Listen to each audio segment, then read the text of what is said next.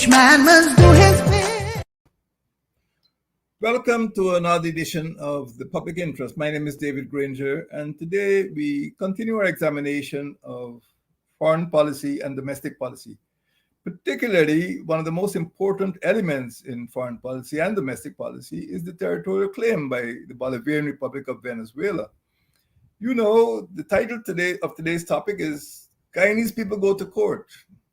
I recall that in 1962, this is not a history lesson, in 1962, Venezuela raised the issue of the territorial claim in the United Nations.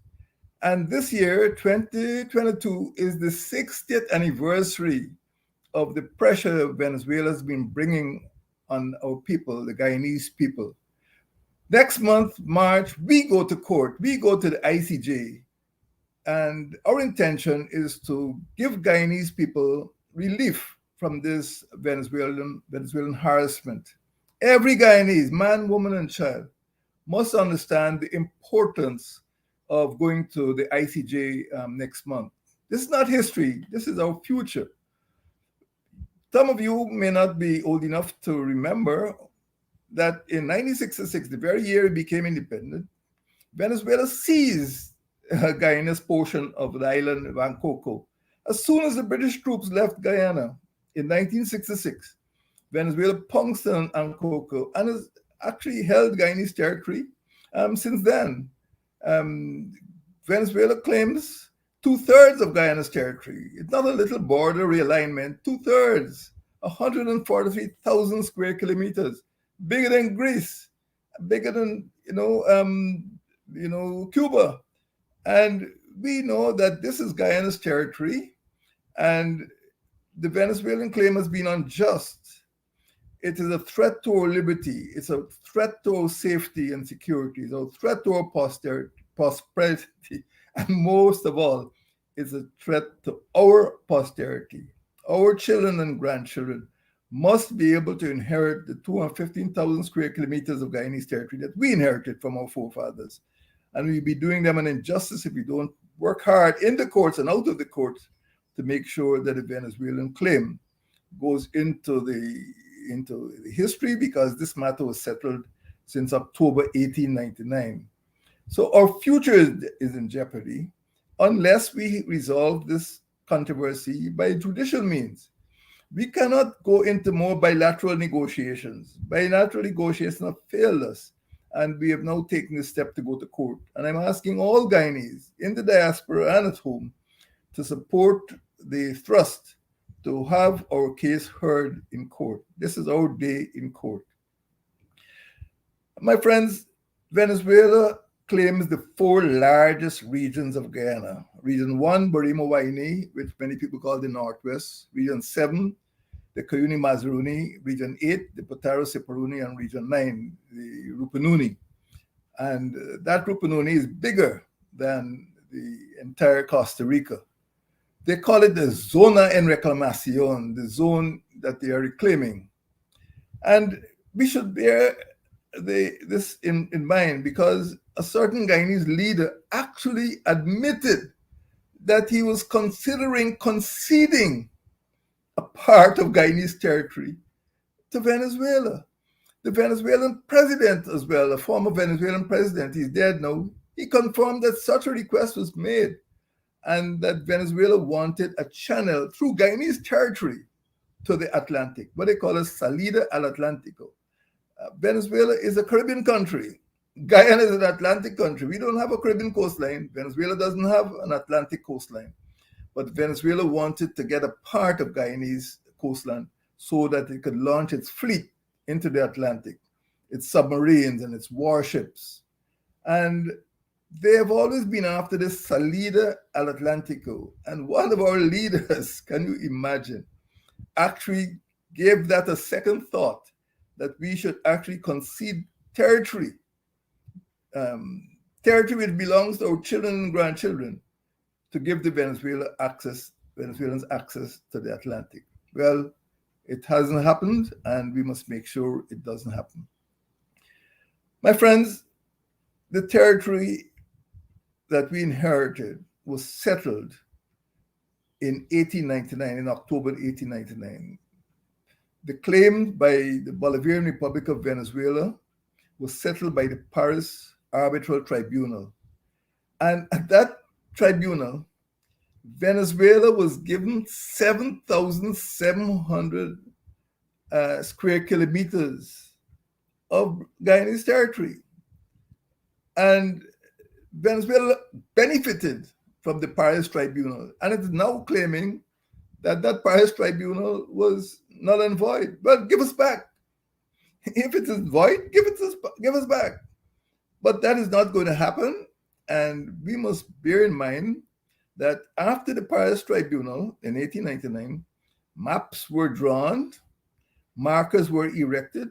There is a marker at the top of Mount Roraima. There are markers in Region 1, Borrelia Doctrine, and all along until 1962, on our approach to independence, this was recognized. So the maps that you see in United Nations are the authentic and authorized maps showing Guyanese territory. And we mustn't forget that. We must teach our children that. Because the Venezuelans teach their children that this territory was taken away from them. The school textbooks, maps, flags, all these emblems display the zona en reclamación. A lie. It's fake. We do not owe Venezuelan territory. We paid in full in 1899, 7,700 square kilometers. So in 1962, the same year that Trinidad and Tobago and Jamaica gained their independence, Guyana was looking forward to getting its independence soon afterwards, and Venezuela brought this matter to the United Nations. And we have been victims of Venezuelan harassment since then. I've engaged, Mr. Ban Ki-moon, the former Secretary General of the United Nations. I've engaged the present Secretary General of the United Nations, Antonio Guterres. And Venezuela is aware that it is the United Nations that has authority under the Geneva Agreement. This Geneva Agreement was signed before Guyana's independence. It was really a deal between the United Kingdom and Venezuela. We were not even independent, although we were signatories, and we must accept responsibility for that. It was Britain which reopened the case to allow Venezuela to make this spurious claim. So the Geneva Agreement of February 1966, before we got independence in May 1966, is a tripartite agreement among UK, Venezuela, and British Guyana.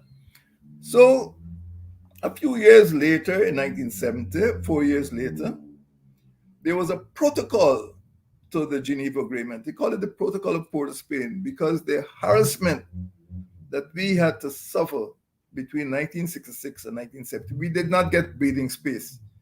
Here was a newly independent country, and from the word go, from October 1966, with the seizure of Ankoko, we had to be sending the Guyana Defense Force to all corners of Guyana to protect it from Venezuela aggression.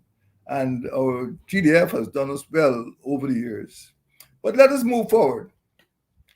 In 1962, as I said, Venezuela took the matter to the United Nations, but the Geneva Agreement allowed for certain bilateral discussions, and after that we agreed that it was moving nowhere, and we decided that the Protocol of Port of Spain, which was agreed, and there again you saw the importance of having a friendly prime minister in Trinidad and Tobago, Eric Williams.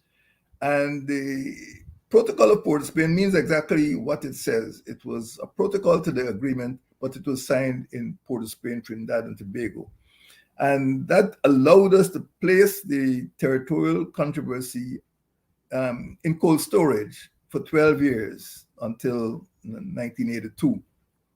But as soon as that, as Mr. Burnham paid a visit to Venezuela in 1981, as soon as he left, the president of Venezuela, Luis Herrera Campins, issued what is called the Miraflores Communique in April 1981, restating its claim, even though the Geneva Agreement and the Protocol of Port of Spain said we should not restate the claim. Venezuela started off by breaking the protocol, restating his claim, refusing to renew the protocol, and repeating its desire to participate in what I would call joint development of the Essequibo. And I'll come to that in a minute. It's called the Borrelia Doctrine. But let us look at our national security. Not only did Venezuela seize the island of Ancoco in 1966, but 2 years later, in 1968, it issued a decree under President Raul Leone, and they annexed the whole Essequibo coast and all of the waters off the Essequibo coast. So we had now to develop a coast guard, which we didn't have at the time of independence. And in 1969, those of you who remember, if there are any old soldiers in the diaspora who are listening to this program, at the beginning of 1969, there was an outbreak of a rebellion in the Rupununi. And when we got there, several policemen had been killed by the rebels. And these rebels were supported by Venezuela. They hoped to declare a separate state.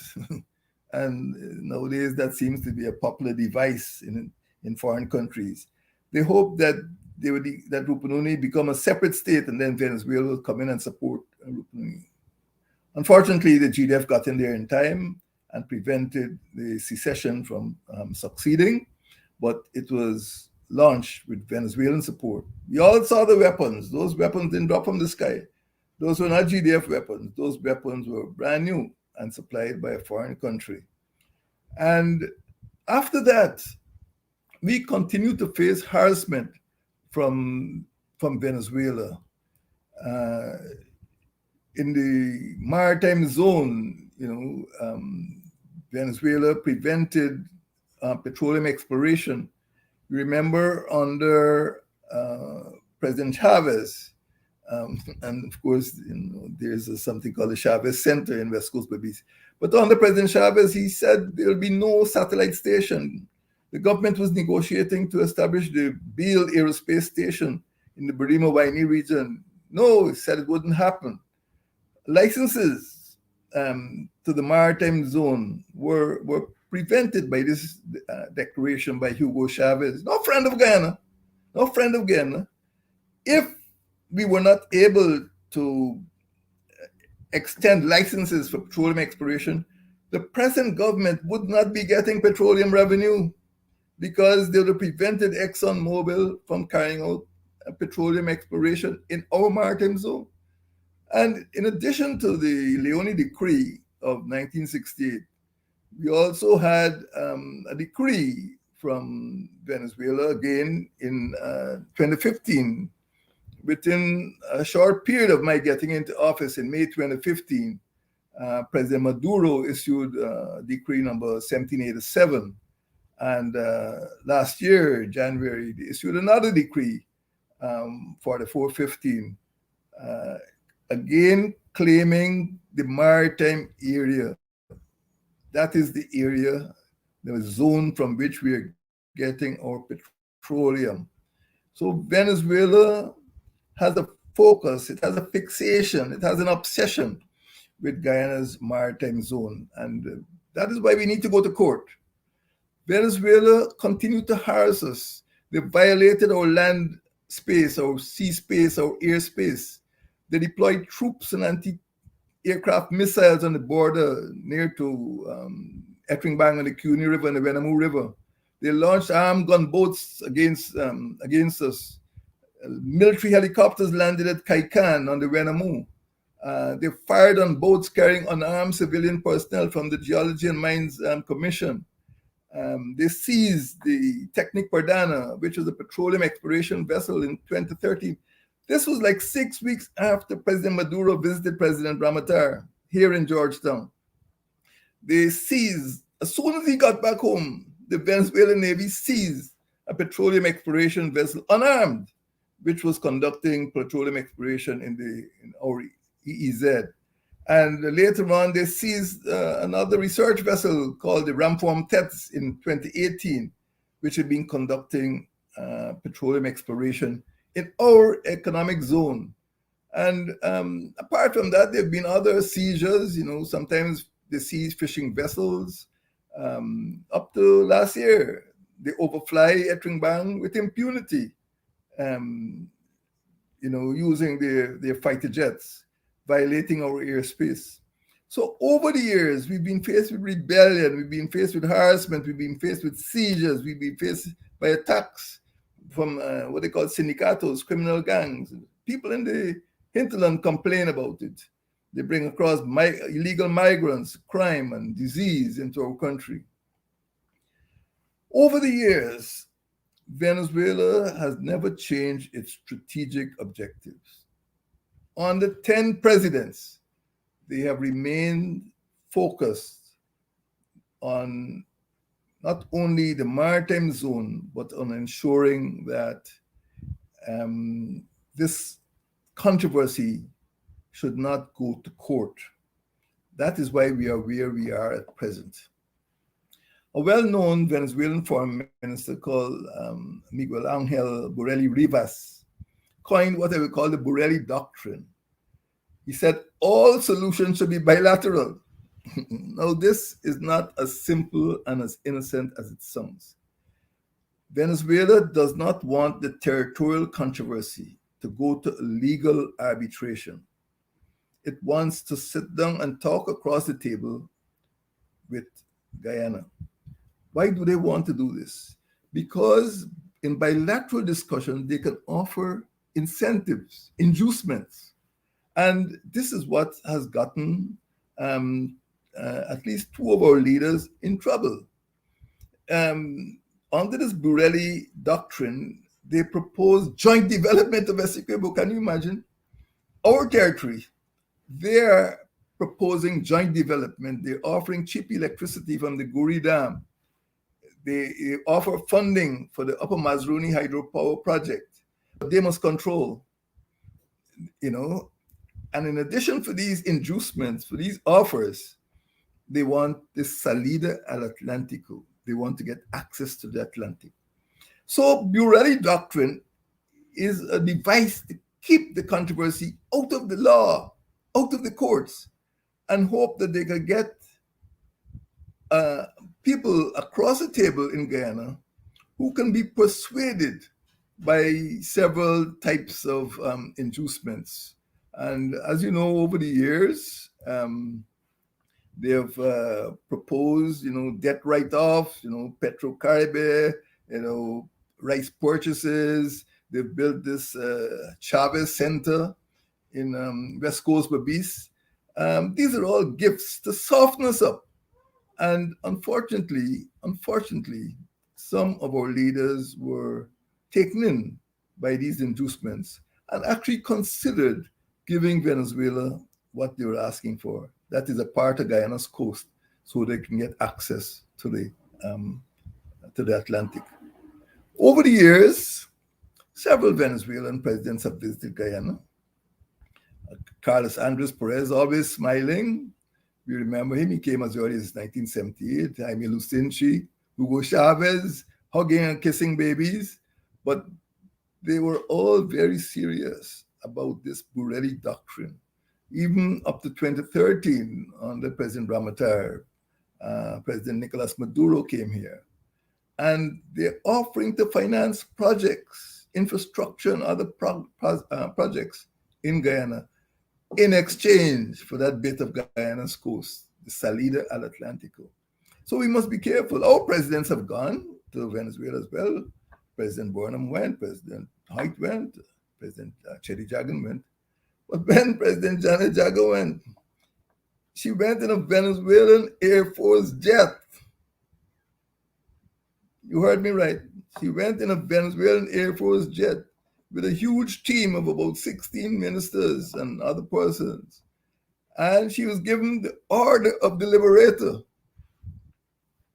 because, well, I don't know the reason, but this happened. All I'm saying is that Venezuela has been able over the years to use different forms of inducement to persuade or convince or coerce Guyanese leaders to take kindly to their requests for an access to the Atlantic, Salida al Atlántico. We have been aware of the policy of Venezuelans, the inducements, and even though we were supposed to abide by certain conditions under the Geneva Agreement of 1966 and under the Protocol of Port of Spain of 1970, we realized that these bilateral talks were going nowhere, and Venezuela was simply using them to delay the solution to the problem. The solution to the problem is for Venezuela to recognize what happened in 1899, that all of this territory they're claiming is Guyanese property. So from 1989, we were able to go back to the United Nations Secretary General, and we got agreement for a good officer to be appointed. And the first one was Alistair McIntyre, who, as you know, was the former Chancellor of the University of Guyana. He's a Grenadian. Then Mr. Oliver Jackman took over. He's a Barbadian in 1999. And then a Jamaican, Norman Gay-Ravan, took over in 2010. Now, the Venezuelan regarded these as harmless because they were all English-speaking. They're all from the Anglophone Caribbean. But Venezuela had no intention of resolving the conflict. So it was talk. And in the meantime, Venezuela was hoping that we would get fed up and do something stupid. Well, it didn't happen. By the time I became president, I realized that the good officer process was barren. It was futile. And in my interaction with Secretary General Ban Ki-moon and also Guterres, I pointed out that the good officer process was bankrupt, it was going nowhere, and we needed to go to court. Mr. Guterres appointed a personal representative, a Norwegian called Dag Nylander, and well, that didn't go very far because I don't want to discuss his perceptions, but his perception didn't coincide with the law, with the fact that this matter had been settled, and he was not going to reopen a controversy that had been settled by arbitral tribunal since 1899. In any event, I'm happy to say that the present United Nations Secretary General decided that the controversy must be sent to the ICJ. And in January 2018, I was so happy to receive a letter. And since then, 2018 now to February 2022, we have been working, although the government has been changed, we've been working to ensure that the matter is presented in the best possible light by the best possible team to the ICJ. But even so, Venezuela's policy remains unchanged. Venezuela has resisted, resolution by the ICJ. Even in December 2020, when the ICJ ruled that it had jurisdiction, Venezuela refused to accept that, objected, and felt that all solutions should be bilateral. They wanted to go back to the barren good officers process. Well, we are not going there. Next month, we're going to court. And I called on all Guyanese to support the Republic of Guyana in taking this issue to a court. It concerns us all. It concerns our children. It concerns the country that we inherited and the country we wish to bequeath to our children and grandchildren.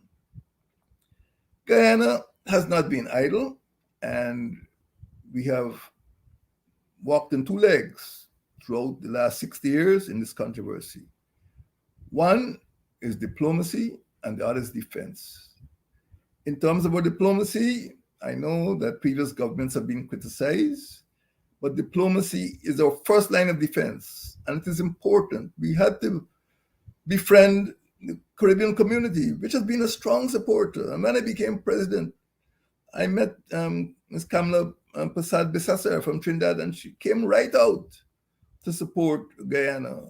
I met the Prime Minister of Barbados at that time, Fernandez Stewart. He came right out to support Guyana. And I'd like to say that more or less over the entire period, the Caribbean community has supported us. The Commonwealth has supported us. We went into the non-aligned movement as it was then, and they supported us. We lobbied on 2 occasions. We were elected to the United Nations Security Council. And all around the world, people were able to give Guyana support against Venezuelan aggression. The result was that Venezuela had to counter Guyana's thrust by setting up embassies in so many Caribbean countries and launching programs like Petrocaribe in order to, convince some of the island states to support their point of view. But Guyana had to deploy its diplomacy, and I feel that that has been largely successful. Guyana also had to walk on a second leg, which is the leg of defense. When I was president, I launched Operation Armadillo to cover that whole nearly 800-kilometer border with Venezuela. There are some very vulnerable villages: Kaikan, Arau, Baramita, Whitewater. And I went into all of these villages, and I realized that the people were afraid of the Venezuelan gangs. And this Operation Armadillo reinforced the entire border, what they call the frontier villages. Residents complain about Venezuelan harassment, Venezuelan migration, Venezuelan disease. The GDF is not to be sent to clean up Georgetown. The GDF is to be sent to protect our borders. That is the role of the Defense Force. Particularly as we're going into court again, we send the wrong message if we're sending, the GDF to collect garbage instead of to protect our borders. This is a vulnerable time. This is not a time to ignore the border threat. You can see what is happening around the world. This is a time to reinforce our defense and to assure our hinterland residents that the Army is there to support them and to keep them safe. In addition to that, we have set up, as you know, other official bodies. There's a Parliamentary Foreign Relations Committee, and there's a Ministerial Advisory Committee on Guyana-Venezuela border dispute. But there needs to be more public education so that every single Guyanese citizen, if I can use the expression, becomes a soldier for national defense. Every single Guyanese citizen should be able to speak out clearly, expressing his or her understanding of the importance of this territorial controversy, which has been going on for 60 years. We should not feel that it is just a matter for the diplomats, or it's just a matter for the Army, or it's just some foreign matter. It is a matter that concerns us all. It's been going on for a long time, and Venezuela has been relentless. And Venezuela has done everything possible, including using military force, diplomatic measures, and other means to prevent Guyana from going to the courts or from having this controversy laid to rest. After 60 years, we deserve a break. We deserve to develop our country, build our hydropower projects, build highways without the threat of Venezuelan sanction. And this is what has been happening, and this is where we are now. My friends, next month, March 2022, we go to the ICJ. And I call on all Guyanese, wherever they are, to support our government in ensuring that we get the best possible representation and that we bequeath to our children and grandchildren a country the same size and shape that we inherited from our grandparents and parents. Eternal vigilance is the price of liberty. Eternal vigilance is the price of national security. Eternal vigilance is the price of our territorial integrity. And we must be vigilant to make sure that the Venezuelan controversy, once and for all, is laid to rest. Thank you. May God bless you, Guyanese, wherever you are.